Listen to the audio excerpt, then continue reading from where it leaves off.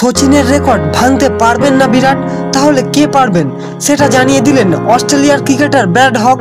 বিরাট কোহলি বাংলাদেশের বিরুদ্ধে রান পাননি, এমন অবস্থায় অস্ট্রেলিয়ার ব্র্যাড হক মনে করছেন বিরাটের পক্ষে সচিন তেন্ডুলকরের রেকর্ড ছোঁয়া সম্ভব হবে না।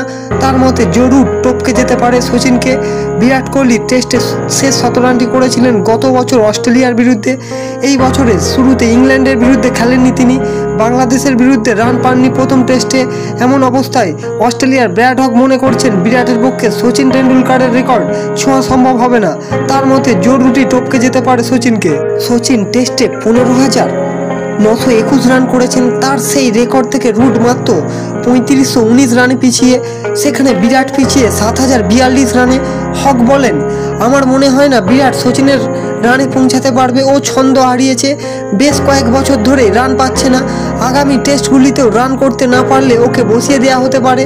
রুট সেখানে 166টি টেস্টে 12,000-এরও বেশি রান করে ফেলেছে। সচিন 200 টেস্টে প্রায় 16,000 রান করেছে। সচিনের সাথে রুটের 66 টেস্টে 4,000 রানের তফাৎ আছে। আমার মনে হয় রুট ওই রানে পৌঁছে যেতে পারে। রুটের মাথায় নিশ্চয়ই এই রেকর্ডের কথা থাকবে, সে ওই লক্ষ্য নিয়েই খেলবে। ইংল্যান্ডের প্রাক্তন অধিনায়ক রুট যদিও সেই রানের লক্ষ্য নিয়ে ভাবছেন না। তিনি বলেছেন, আমি শুধু খেলতে চাই, দলের জন্য রান করতে চাই। সেঞ্চুরি করতে পারলে ভালো লাগে, তাতে যদি কোনো রেকর্ড ভাঙা যায় তাতে তো আরও ভালো হয়। টেস্টে সচিনের 51টি শতরান রয়েছে, রুট করেছেন 34টি শতরান।